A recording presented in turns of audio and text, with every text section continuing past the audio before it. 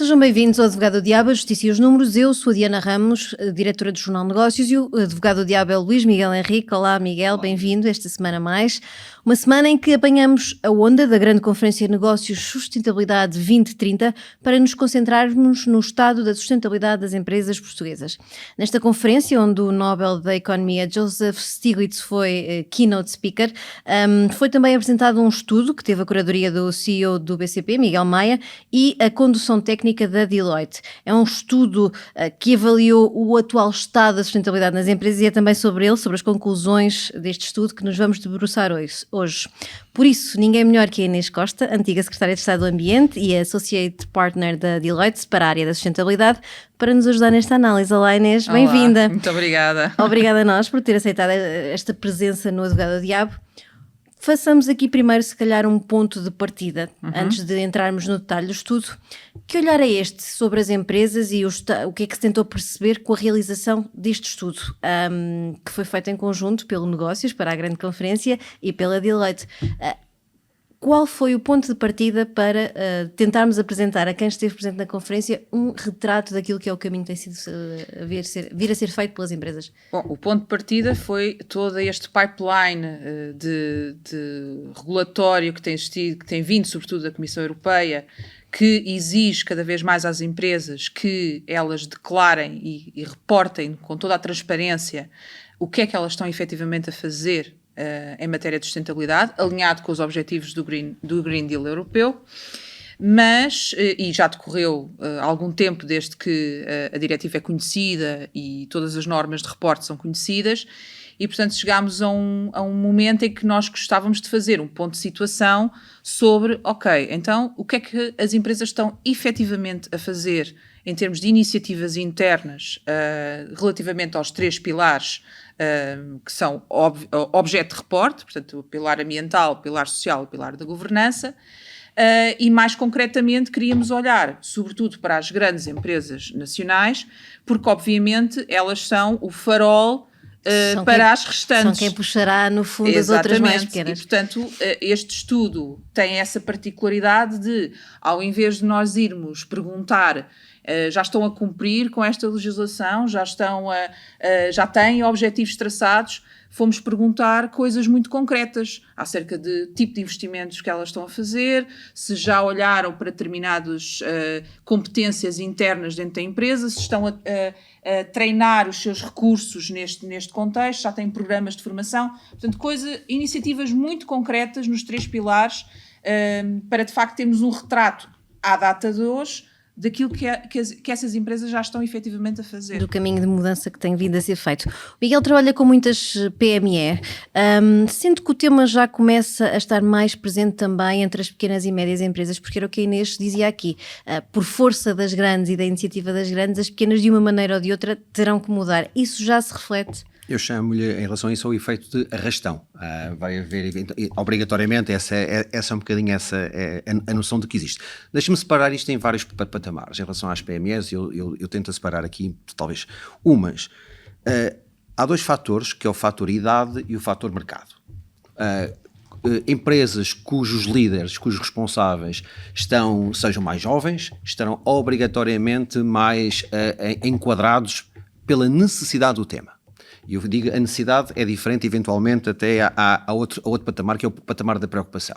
E isto, em relação às outras empresas, eu costumo dizer que há umas que têm a noção do que é, há outras já começam a ter a preocupação, portanto, já não era só uma noção muito abstrata, é uma preocupação de que algo vai ter que ser feito, e depois há umas que já estão no patamar da vontade, isto é, já querem fazer, têm essa necessidade. E essa vontade vem, conforme eu disse, seja muito pelo mercado, é um mercado que lhes obriga, seja em relação a determinado tipo de clientes. Nós temos muitas PMEs, mas que fornecem grandes clientes, e são esses grandes clientes, essas grandes marcas internacionais, que têm elas que reportar um conjunto de deveres, obrigações e de vontades e de princípios e de objetivos, e que pedem à sua cadeia de fornecimento e a sua cadeia logística que também seja cumprido. E eu acho que é por aqui que as PMEs vão acabar, mais tarde ou mais cedo, lá está, umas mais rápido do que outras, porque acompanhar o tal efeito de arrastão que as grandes estão obrigatoriamente a trazer. E agora um fator novo, que penso que vamos conversar mais adiante, que é a questão do setor financeiro. E isso é muito engraçado porque nós vamos ter, como qualquer criança, eu costumo dizer que as pessoas, todas elas são motiváveis, umas de forma positiva, outras de forma negativa. Quando tu tens um filho que não quer comer, diz, olha, se comeres tudo, comes a sobremesa. E isso é uma maneira positiva. Tens aquele que não quer sobremesa nenhuma e te vais dizer, bom, se não quiseres ficas de castigo. Essas são motivadas de forma negativa. Há empresas que vão ser exatamente iguais. Há umas que vão ser motivadas de forma positiva porque querem estar, querem participar nesse grande objetivo, e há outras que só realmente de forma negativa é que vão ter que ser empurradas, só e pelo aí efeito eventualmente negativo. a dificuldade de acesso a crédito, os ratings, eventualmente ter mercados que ficam com as portas fechadas, essas vão ter que obrigatoriamente, quer queiram, quer não, ter que cumprir com as mudanças que são necessárias. Olhamos então para este estudo, Inês. As empresas analisadas mostraram um grau maior de maturidade nas questões, sobretudo referentes aos temas sociais. Em primeiro lugar, isto é uma tendência global, é uma tendência só de Portugal.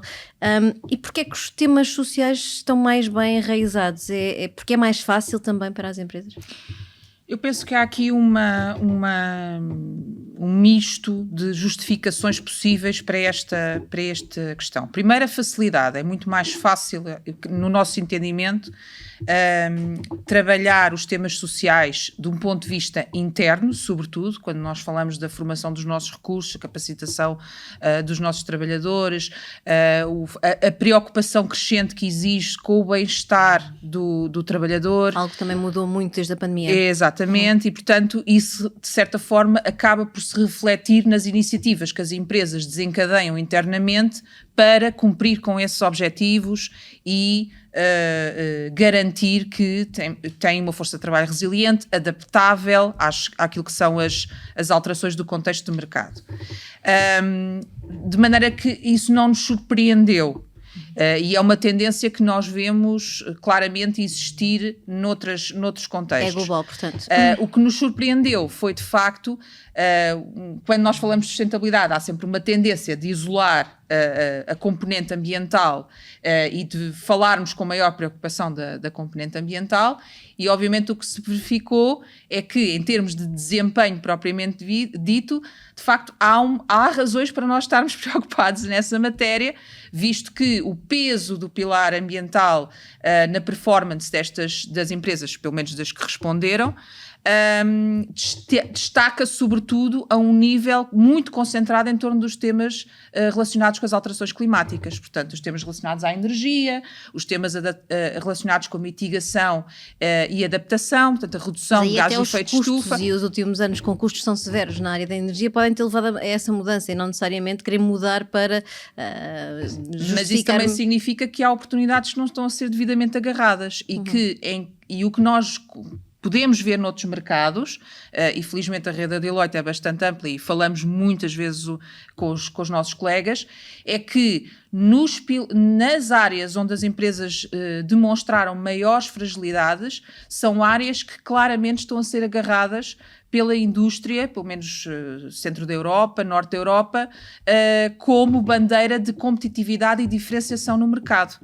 Estamos a falar, por exemplo, das questões relacionadas com a economia circular, à parte das questões da reciclagem e gestão de resíduos, porque ainda é um tema que nós não falamos, ou pelo menos não estamos a falar suficientemente do ponto de vista dos princípios e das estratégias com maior valor acrescentado nessa matéria, e as questões relacionadas com capital natural e biodiversidade, que têm implicações no desempenho das empresas, visto que existem estudos que assim o dizem, que dependente do capital natural e de uma biodiversidade saudável, uma grande maioria do PIB, mesmo a nível global, está completamente dependente. E, portanto, há aqui trabalho que tem que ser feito. E quando diz aqui, por exemplo, no nível da economia circular estão-se a perder oportunidades de crescimento e competitividade, é também uma falta de aposta da indústria na reutilização e circularidade dos seus negócios e dos seus produtos? Eu acho é que há muita concentração, há demasiada atenção, não é demasiada, há atenção, de facto, uma preponderância da atenção das empresas na questão da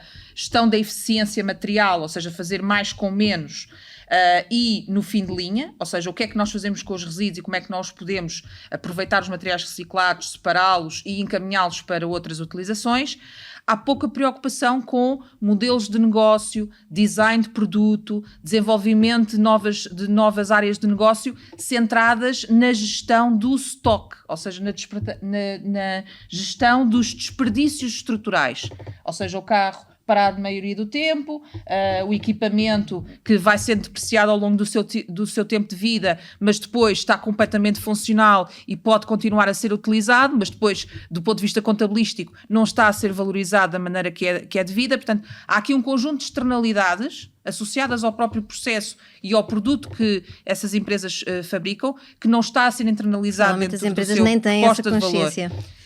Mas a questão é que muitas empresas a nível que competem connosco nos mais variados mercados já estão a olhar para essas questões com muita atenção, até do ponto de vista de valorizarem o seu próprio produto, ou seja, de acrescentarem esse valor. No mercado. Exatamente. Miguel, voltando aqui um bocadinho atrás à questão do social e as medidas que têm vindo a ser implementadas pelas empresas e que a Inês há pouco reforçava, que são muitas vezes concentradas no bem-estar do colaborador. Isto também tem a ver com as exigências das novas gerações que não é só pela exigência defendem também que o bem-estar passa a ser central nos negócios das empresas. Mais pragmático, tem muito a ver com a atração e retenção de talento. Hoje em dia, dizer-te o seguinte: se houvesse excesso de mão de obra para menos oferta, eventualmente o que aconteceria é que esse nível de exigências adaptar-se, teriam que se adaptar. O que é facto é que hoje em dia a atração e a retenção de talento é claramente uma necessidade que todas as empresas e as PMEs, da qual temos estado, eu pelo menos particularmente mais falo, acabam por também ser vítimas. O que significa que, e depois deixa-me só também dizer uma outra questão, que é a letra do S é um bocadinho diferente do E e do G, porque também muito do tecido empresarial espalhado pelo país, a força do impacto que muitas das empresas têm na comunidade local, elas já o fazem quase instintivamente, elas fazem intuitivamente. Elas sabem que têm impacto e têm que procurar, eventualmente, que esse impacto do ponto de vista social seja positivo, até para continuar a atrair e a serem bem tratados e bem recebidos nas comunidades onde estão inseridos. Mas dizendo claramente que as novas gerações, e isso reflete-se nomeadamente ao nível da liderança, conforme eu tinha dito na primeira intervenção, acabam por ter muita influência no cumprimento de métricas em relação a esta questão. Acho que não é só pela exigência, volto a dizer, acho que também o facto de cada vez mais de procurarmos reter o talento é um fator diferenciador, e se não ofereceres isso a essas novas gerações, perdes o talento. Muito bem. Inês, olhando por setores para o estudo que a Deloitte preparou para a nossa conferência, é curioso ver que a banca está destacada em muitas medidas de governação. E depois, olhando, por exemplo, para o setor tecnológico, percebe-se que ele está ali a cumprir nas 3 áreas, na ambiental, na social e na de governação, mas sem se destacar em nenhuma. A parte do setor financeiro eu percebo, porque um passado e uma forte regulação ditaram também que a questão da governação fosse prioridade. O que é que se passa aqui com o setor tecnológico parece que está tudo mais ou menos a ser levado, mas sem grandes prioridades ou grande visibilidade de nenhuma das áreas? Eu acho que o setor tecnológico tem ainda de fazer um passo, obviamente é um setor inovador e está exposto a uma série de contextos que o levam e pressionam, obviamente, a inovar, mas eu acho que ainda falta alguma visão do ponto de vista da transição, aquilo que a Deloitte chama a Twin Transition, ou seja, é o que nós chamamos o Sustainability by IT and Sustainability of IT. Ou seja, há aqui uma transformação interna que se calhar ainda não ocorreu, ou seja, o desenvolvimento das soluções de caráter tecnológico ainda não estão a ser pensadas com esses objetivos em vista e, portanto, e existem alguns casos em que isso já vai acontecendo, felizmente, mesmo a nível nacional, mas de um modo geral, essa ligação entre de que ponto de vista é que a minha inovação tecnológica pode contribuir para outras empresas consigam cumprir com os seus objetivos de ordem social, de ordem ambiental e de ordem de governança, essa ligação ainda não está feita, não está suficientemente feita. Mas é porque a concorrência é muito feroz e há uma concentração tão grande na inovação que depois se dispersa em focar, por exemplo, para essas questões. Pode acontecer, mas isso significa que há aqui uma oportunidade, lá está. Não podemos ver o copo sempre meio vazio ou meio cheio. Eu acho que temos que perceber que esta preocupação de fazer esta ligação é algo que pode aportar valor à própria proposta tecnológica. Algumas marcas o fazem, no sentido de, por exemplo, a questão da redução do consumo de energia. Que é essencial no setor da IT. Exatamente. Mas, por exemplo, há áreas de tecnologia, pensemos, por exemplo, no caso da saúde, em que outro tipo de indicadores, por exemplo, a tecnologia até pode ser mais consumidora em termos energéticos, mas, por exemplo, poupa ao paciente o número de tratamentos que ele terá que fazer, melhora, por exemplo, as condições do paciente do ponto de vista de efeitos secundários, e isso também tem valor, e isso também pode ser certamente aportado à proposta associada àquela tecnologia em específico. E cada vez mais essas componentes que tipicamente não são medidas sequer, devem passar a fazer parte do pensamento do desenvolvimento do próprio produto. Miguel, esta tendência da tecnologia de olhar mais para o momento está a criar alguma desatenção também em relação a estas questões de componentes e medidas de iniciativas mais que respondam às necessidades de sustentabilidade? Como sabes, tenho mais dificuldade em falar das grandes empresas. Deixa-me falar de startups e falar daquilo que são, novamente, as PMEs. Tem muito a ver com a urgência. Isto é, quais é que são as grandes preocupações do setor tecnológico numa primeira fase? Captação de investimento, funding, ok? Acesso a funding. E isso significa, deixa-me dizer aqui uma expressão que pode ser politicamente incorreta, mas é aquela que pelo menos vai à cabeça. A relação do setor tecnológico com a ESG é muito interessante. Isto é o suficiente para entregar a quem eu tenho que entregar algo o quanto baste para cumprir. Sendo que a grande preocupação, quase sempre todos, é arranjar dinheiro e exits, planos de saída. Os planos de saída são 4, 5, 6, 7, 8 anos. Ninguém está preocupado. Ninguém pensa no longo prazo. Ninguém pensa. Porquê? O grande mindset deste setor e de quem cria, há um drive que é muito importante, que é a questão da rapidez. Quando tu falas do momento, porquê? Porque o que tu estás para inventar hoje, se inventares daqui por uma semana, já estás fora. Portanto, que a concorrência o impõe, não é? A velocidade é muito grande. E tens que entregar muito rapidamente ao teu investidor aquilo que é a expectativa. O que significa que os planos estratégicos são relativamente curtos no tempo, quando estamos a falar particularmente de ESG, onde os retornos dos investimentos que têm que ser feitos são muitos a médio e longo prazo. Portanto, a relação interesseira que eu falo é o quanto baste para fazer cumprir com as métricas necessárias, mas não é olhar a 10 ou 15 ou 20 anos, porque eu já não conto estar cá, conto é ter eventualmente o meu negócio vendido e o encaixe feito. Inês, mas isto então é ainda, se a lógica do mercado tem vindo a mudar, sobretudo no resto das empresas, aqui, por exemplo, o mercado ainda é muito castigador do resultado, do imediato e não do pensamento a longo prazo aqui neste setor da tecnologia. De certa forma ainda é, e temos um caminho a percorrer quanto a isso. Ou seja, por exemplo, quando nós falamos das startups associadas à área da economia circular, ela é muito difícil ser circular em cima de 100 anos de linearidade, não é? De pensamento linear, que é extrair, transformar, usar e deitar fora. Se toda a arquitetura regulatória, tecnológica, de mercado está desenvolvida para premiar esse pensamento linear, quando chega algo que completamente parte com o molde e tenta ser disruptivo e tenta entrar dentro desse mercado, tem que fazer face a toda essa arquitetura. Portanto, há aqui uma transformação que tem que ser operada, não só a nível do próprio pensamento estratégico das empresas, mas também de toda a arquitetura regulatória, de instrumentos de política pública e financeira, que já está a ocorrer, se calhar até mais rapidamente que o próprio contexto regulatório, embora obviamente aqui a Comissão Europeia dá uma grande ajuda nesse sentido, para de facto que essas empresas e essas startups possam de facto competir de igual para igual com outras soluções que não têm essa perspectiva no seu core business. Inês, e voltando aqui à questão de foram detectados avanços, mas também há melhorias para fazer nas 3 áreas e nos setores que foram identificados. Identificado o setor da banca, o setor financeiro, o setor da saúde, o setor da tecnologia. Está-me a faltar aqui um setor que era o da... Temos energia, recursos industriais, recursos, o setor do retalho, portanto o setor que nós chamamos consumer, não é? Que engloba uma série de setores. O que nós podemos dizer sobre este estudo é que, de um ponto de vista muito simplificado, falta olhar com verdadeiros olhos de ver para as oportunidades na área da economia circular, transversalmente.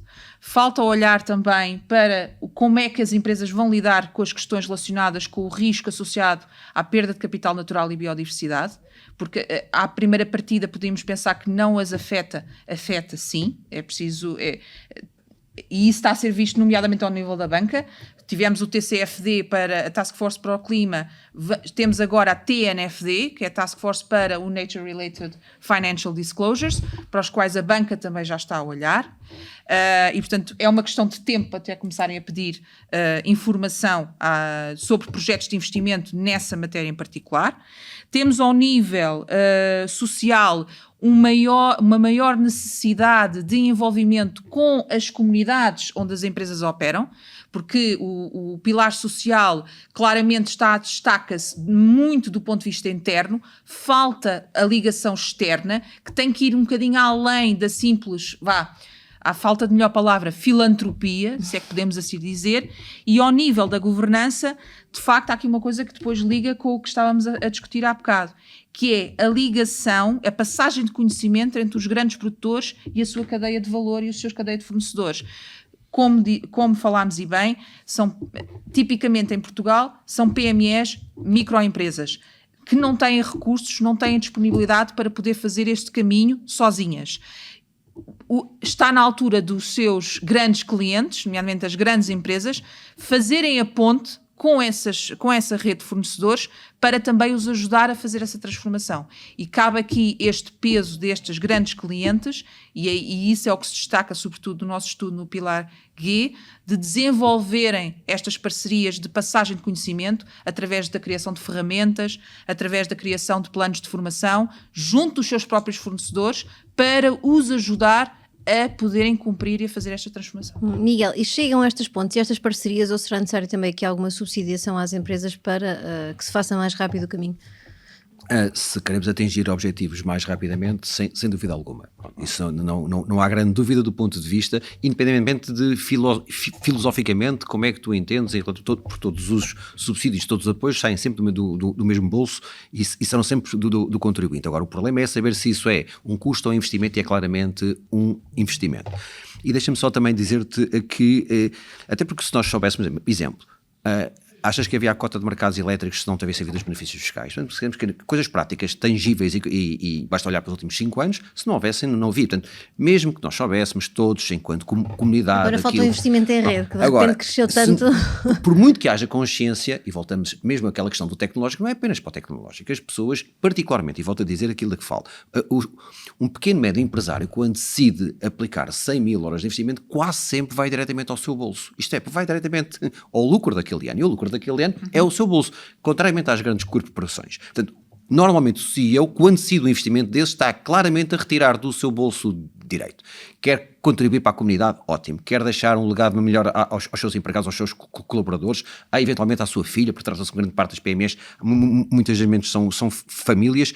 Isso é óbvio, mas há que ter incentivo. Se queremos ser pragmáticos e objetivos e conseguir alcançar metas de forma muito tangível, é impossível fazê-lo sem esse apoio, agora de forma positiva, negativa, e vamos falar um bocadinho sobre isso, porque acho que a banca vai nos ajudar a chegar a determinado ponto em função de um conjunto de exigências, mas só motivar de forma negativa não é suficiente, e a questão da discriminação positiva através do subsídio será. Já agora foi por isso também que durante muitos anos o Fundo Ambiental teve esse objetivo de apoiar as pequenas e médias empresas a fazerem esta transição e a apoiá-las a apresentarem as suas soluções, não só na área da circularidade, mas também noutras áreas relacionadas com vertentes ambientais. Mas provavelmente o problema é que só agora é que estão a dar conta do efeito prático da falta de acesso, por exemplo, ao financiamento, e não se aperceberam na altura que haveria essas verbas disponíveis. Sem te interromper, é exatamente o que estás a dizer. Porque mesmo quando falava há um ano ou dois, às vezes pequenas ainda conferências, não é uma vezes quando tens o coffee break, dizer assim,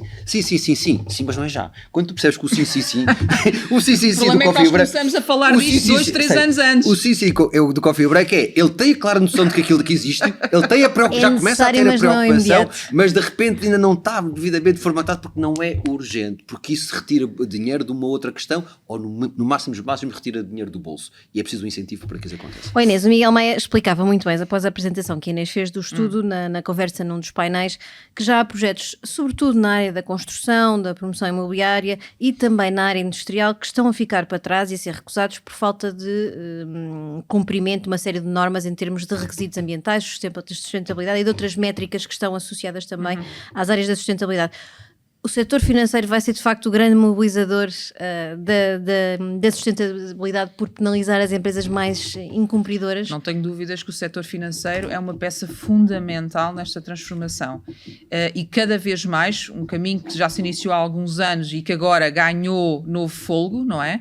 Também pelo contexto regulatório, obviamente. Claramente o setor financeiro começa a entender que as questões ligadas aos desafios ecológicos e sociais que temos hoje em dia colocam um risco bastante significativo às suas carteiras de investimento. E, portanto, nesse ponto de vista, uma instituição financeira hoje vai ter que obrigatoriamente olhar para esses critérios de maneira a aferir o risco associado a um determinado projeto e um determinado investimento. O Miguel Maia dizia que já nem sequer era um risco reputacional, não era só terem um mau cliente, era o risco do seu balanço. Exatamente, os riscos do seu balanço, até porque todos os estudos, pelo menos aqueles que eu tenho conhecimento e que eu já li, demonstram de uma maneira muito clara que os investimentos que tenham estas questões em particular atenção são muito mais resilientes a choques. Poderão não ser os mais rentáveis no curto prazo, mas são sem dúvida rentáveis no longo prazo e muito mais resilientes a eventuais choques que existam relacionados com situações como, por exemplo, a que hoje vivemos com a guerra na Ucrânia, por exemplo. Miguel, este caminho de fecho de torneira da banca aos negócios menos sustentáveis é inevitável e há quem vá ficar de fora? Eu acho que a banca, muitas das vezes, é um aliado à força para coisas mesmo quando não quer. Isso acontece em relação ao branqueamento de capitais, em relação à burocracia, etc. Porque nenhum de nós, hoje em dia, consegue ver, nenhuma empresa consegue ver fora do sistema financeiro. Então, muitas das vezes, os políticos o que fazem é, basicamente, pegam naquele setor e quando começam a estrangular, obrigatoriamente a cadeia funciona para fora. Tu hoje não consegues existir sem ter uma conta bancária, não consegues, cada vez mais o papel moeda existe. A necessidade e a dependência do setor financeiro é tanta que ele é um aliado para muitas das coisas. E volto a dizer, se pegares em termos de benchmark, até em outros setores e outras políticas, volto a dizer, até por exemplo em questão de branqueamento de capitais, um conjunto de obrigações de compliance que os bancos têm, não é porque querem, é porque lhes impuseram e ele basicamente empurra para baixo. Isto para explicar o que vai acontecer aqui. Vai acontecer exatamente a mesma coisa.